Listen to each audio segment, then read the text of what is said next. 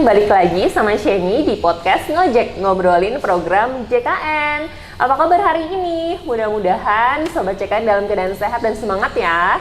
Sama nih semangatnya kayak Sheni hari ini, karena hari ini Sheni ditemani dengan Tana. Di sini ada Mbak Dewi. Halo. Dan ada Mas Tri. Halo. Boleh dadah-dadah dulu nih Sobat JKN. Sobat JKN, di sore hari ini Sheni ditemenin sama Mbak Dewi dan Mas Tri. Mereka ini salah satu anggota dari organisasi atau apa nih Mbak? Ya, organisasi juga. Organisasi. Sebenarnya sih kita ya? aktivis disabilitas. Aktivis disabilitas. Boleh diceritakan mungkin Mbak Dewi ini sehari-harinya gimana atau siapa nih? Kalau perkenalkan, saya jadi Cila Dewi, tapi lebih dikenalnya Dewi gitu ya, Mbak Dewi. Kalau saya disabilitas sensorik netra ya, saya totally blind, disabilitas totally blind. Kalau sehari-hari tentunya saya ibu rumah tangga, saya punya alhamdulillah satu anak laki-laki usia SD. Kemudian juga pekerjaan saya ibu rumah tangga adalah terapis shiatsu. Aktivitas yang lain sebagai aktivis disabilitas juga memang aktif di beberapa organisasi yang memang terkait dengan hak-hak disabilitas, juga tentang institusi dari disabilitas itu sendiri. Mantap, cantik, aktivis, ibu rumah tangga juga. Wah, udah mantap, komplit lah ya Mbak Dewi ya. Kalau Mas Tri boleh diperkenalkan? Ya, perkenalkan nama saya Tri Nur Supri. Saya juga merupakan aktivis disabilitas yang kesehariannya juga saya terapis pijat, merupakan juga staf vokasional di suatu SLB swasta di Kota Bandung tentunya, di Ujung Berung. Untuk sehari-hari saya biasanya bergerak bersama organisasi penyandang disabilitas. Wah, tuh kan Sobat JKN, sore hari ini komplit banget, narasumber kita keren-keren banget. Aduh, saya yang jadi ciut nih. Selain aktivis, ibu rumah tangga, terus tadi pekerjaannya juga Mas Tri keren sekali. Tentunya Mas Tri dan Mbak Dewi juga merupakan peserta program JKN KIS. Kalau Mbak Dewi dan Mas Tri ini dari segmen apa nih? PBI. PBI ya, penerima bantuan iuran pemerintah. Ini sejak kapan nih Mbak Dewi tergabung atau terdaftar sebagai peserta JKN KIS? Kalau sebenarnya pada awalnya tahun 2014 itu kita mandiri, saya mandiri karena memang sebelum menikah kan sesuai dengan kartu keluarga yang dulu ya. Setelah menikah, kemudian juga setelah akhirnya memang ada harus sesuatu gitu ya, terkait dengan masalah ekonomi, akhirnya mengajukan pemerintah, akhirnya kita dapatnya PBI alhamdulillah. Alhamdulillah ya. Dan nggak sulit juga untuk mengurus kepindahan dari mandiri karena PBI itu alhamdulillah tidak sulit. Begitupun Mas Tri mungkin ya, Mas Tri dan Mbak Dewi ini suami istri juga ya. Jadi nggak beda ya. Nggak beda ya, sejak menikah tahun 2014 langsung tergabung sebagai peserta PBI gitu ya. Oke. Pada saat itu apa nih yang memutuskan Mbak Dewi dan Mas Tri, oke, kita harus melanjutkan di BPJS kita harus pertahankan, kita harus dapat bantuan iuran pemerintah, apa nih yang memutuskan kekeh pengen jadi peserta JKN KIS? Siapa dulu nih? Mas Tri boleh? Oke, boleh. Kalau saya terpikir oleh saya dulu, ketika kita sehat kan memang kita bisa kemana-mana, bisa bergerak kemanapun. Tapi ketika kita ada jaminan, itu kita kan sebenarnya menyimpan aset istilahnya ya. Nah, dari situ saya berpikir kalau kita sakit, kita nggak punya biaya, kita mau gimana gitu. Jadi saya pikir BPJS ini harus dilanjut karena memang selain program pemerintah gitu ya, yang sudah ada undang-undangnya. Selain wajib gitu selain ya Mas? Wajib itu juga memang menjadi prioritas kita kan kesehatan ya. Apapun pekerjaannya, intinya kita harus sehat. Jadi ketika kita sakit, ketika saya ada urusan dengan dokter dan lain-lain, saya bisa mempergunakan BPJS tersebut gitu. Jadi kalau saya memutuskan itu karena memang kita waktu itu berpikir kesehatan itu nggak mungkin selalu kita rasakan gitu. Suatu saat pasti kita akan merasakan yang namanya sakit gitu.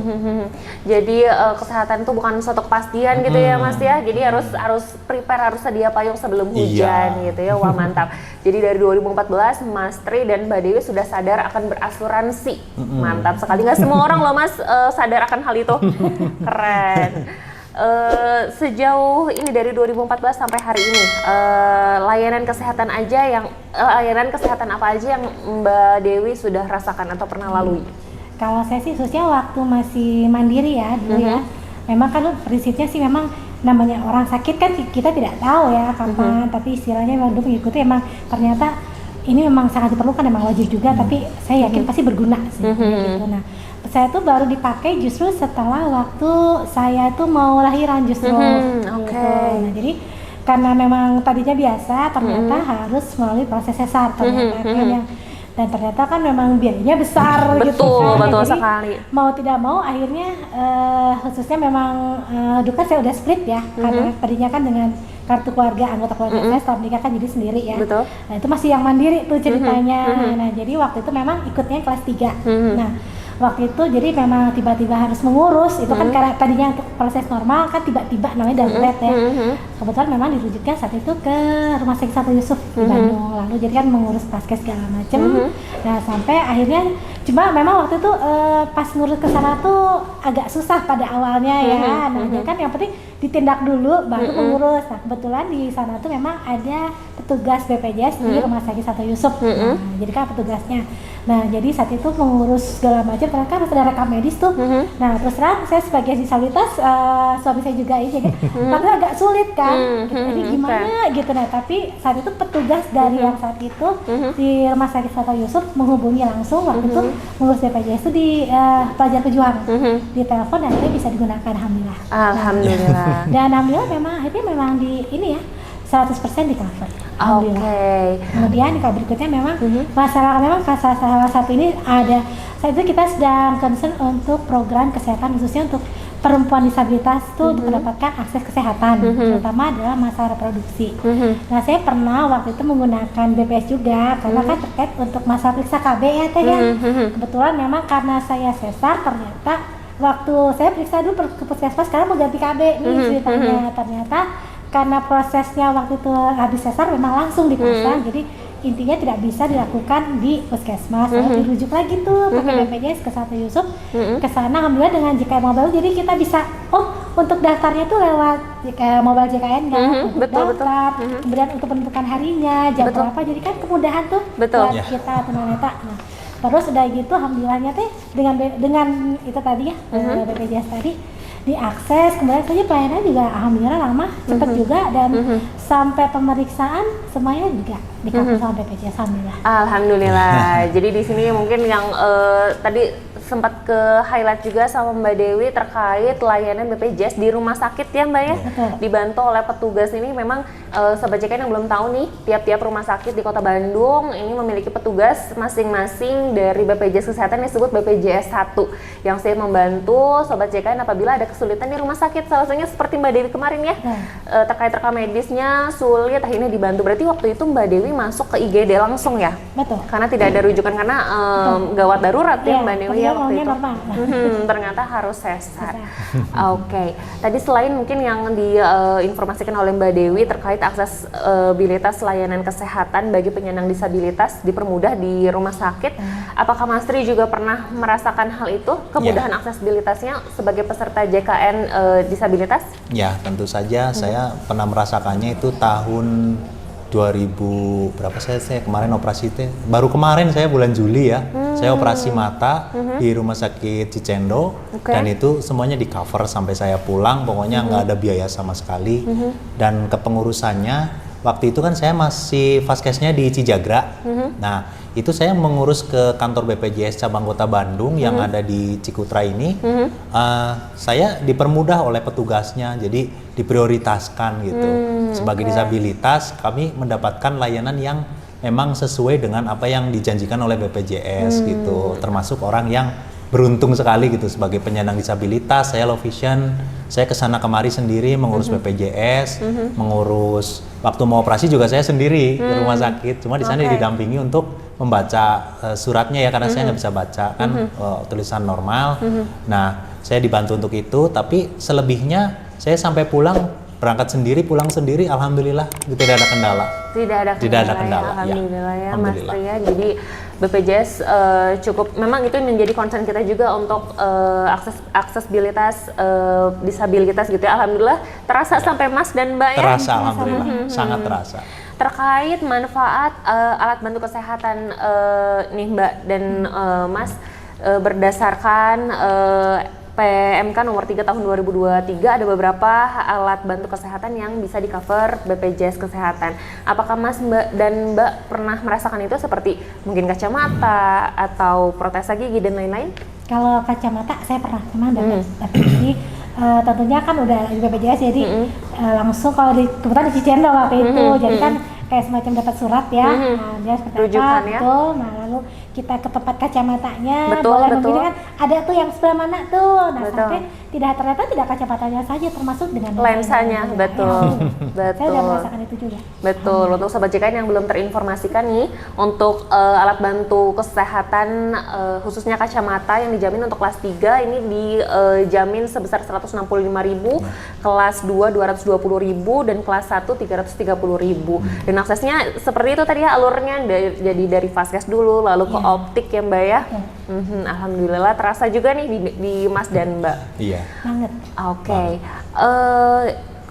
Sobat CKN juga pengen tahu dong Mbak dan Mas, harapan terbesar terhadap program JKN khususnya dalam meningkatkan pelayanan bagi penyandang disabilitas ini, harapannya apa sih, harapan terbesarnya? Boleh dari Mbak dulu? Ya tentunya harapannya memang ini kan salah satu program pemerintah ya, terutama juga mungkin salah satu bentuk dari penggunaan hak disabilitas sesuai dengan Undang-Undang Nomor 8 tahun 2016 gitu ya.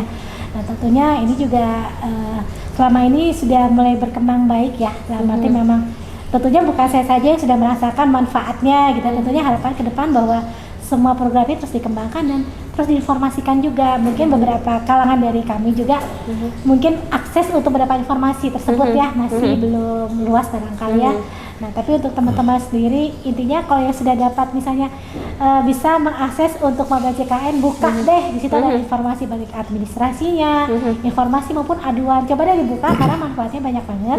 Nah terus tentunya kalau buat saya pribadi gitu ya, nah tentunya ini menjadi harapannya jadi nanti ke depan tuh untuknya selalu tetap ada semacam komunikasi yang terjalin ya dengan disabilitas dengan dari BPJS sendiri ya, untuk hal-hal memang ada semacam silaturahmi, jadi ada hal mungkin yang bisa informasi silaturahmi bersama lah barangkali ya, jadi ada semacam masukan dan juga hal yang baru tentunya menjalin silaturahmi tentunya ya lebih ini ya lebih dekat dengan kami juga. Betul, amin, amin. Terima kasih banyak ya kalau BPJS. Oke, harapan dari Mbak Dewi, harapan dari Mas Tri? Ya kalau saya terutama saya berterima kasih sekali karena memang beberapa kali saya operasi 3 kali operasi mata, alhamdulillah di cover penuh oleh BPJS Kesehatan gitu, alhamdulillah. Dan kolaborasi ini jangan berhenti sampai di sini, seharusnya ke depan juga kita ada semacam sosialisasi kembali supaya para disabilitas juga menggunakan akses kesehatan yang sama dan setara gitu kan.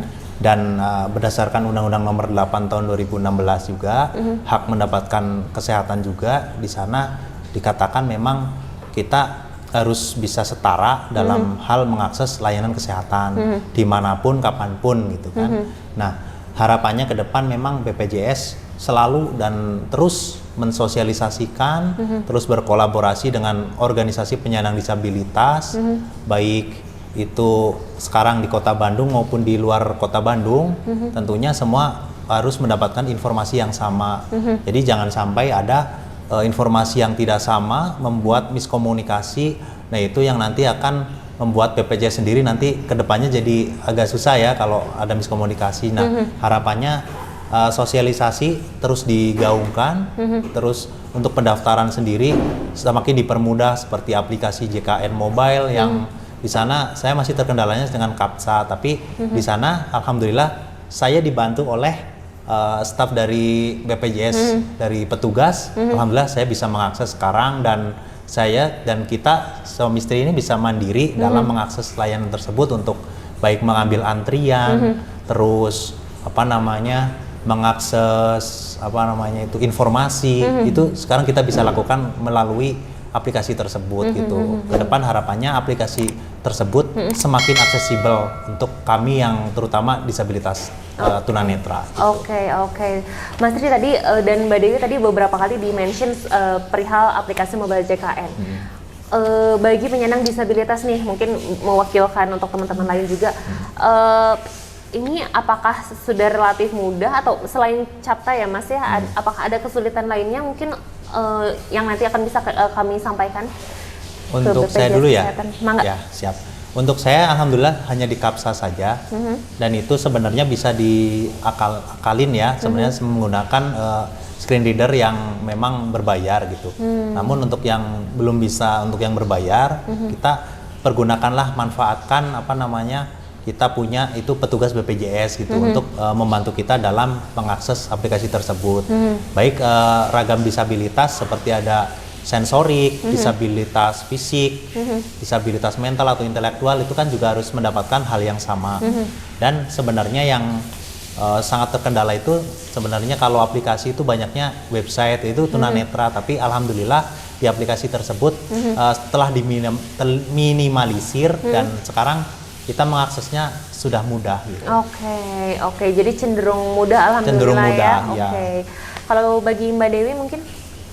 Saya kalau buat saya ya, mungkin kalau untuk teknologi website itu emang agak susah, tapi intinya kalau untuk tunanetra memang umum dan nanti bisa menggunakan aplikasi handphone berbicara atau screen reader, itu bisa kok dibaca, aplikasinya itu dibaca dan nanti memang available buat kita yang tunanetra gitu.